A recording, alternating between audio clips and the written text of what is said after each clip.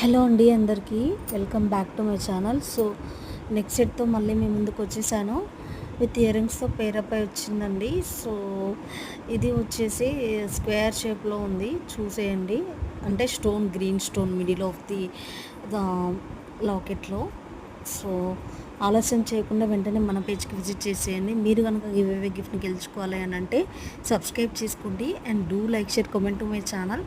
And మీ ఫ్రెండ్స్తోని subscription చేయించండి.